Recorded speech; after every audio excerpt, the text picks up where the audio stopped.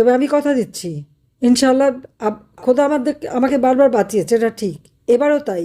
30 থেকে 40 মিনিটের জন্য আমরা জীবনে বেঁচে গিয়েছিলাম, যে আমি জানতাম না যে আমাকে দেশ ছেড়ে আসতে হবে, কারণ আমি কখনো দেশ ছেড়ে আসতে চাইনি।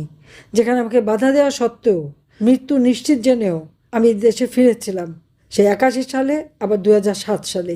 আমি এবারে কখনো চিন্তা করতে পারিনি যে আমাকে দেশ ছেড়ে আসতে হবে, কিন্তু যেভাবে হোক চলে এসেছি। কিন্তু বেঁচে যখন আছি, আমি আছি, সব কিছু হারিয়েছি, একটু স্মৃতি নিয়ে বেঁচেছিলাম, সেটাও শেষ।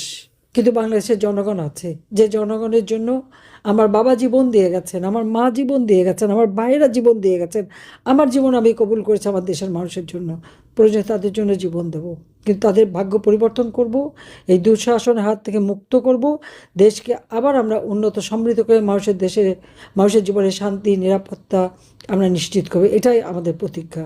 আজকেও যেমন প্রবাসে আমাকে সেই রিফিউজি হিসেবেই থাকতে হচ্ছে, কিন্তু আমি বিশ্বাস করি আমি ফিরে আসবো খুব তাড়াতাড়ি। কারণ দেশের মানুষের এই কষ্ট, এই দুঃশাসনের কবল থেকে দেশের মানুষকে মুক্ত করা, আজকে দেশের মানুষের যে অর্থনৈতিক কষ্ট, সেই কষ্ট দূর করা। তরুণ সমাজ আজকে কাজ পায় না, নারীদের উপর প্রতিনিয়ত অত্যাচার নির্যাতন চলছে, কিন্তু বিচার চাইতে পারে না। নারী শিশু বালিকারা তারা ধর্ষিত হচ্ছে। আসলে বাংলাদেশটাই ধর্ষিত হচ্ছে, বাংলাদেশটাই আজকে একটা জঙ্গি সন্ত্রাসের রাজত্বে কায়েম হয়েছে।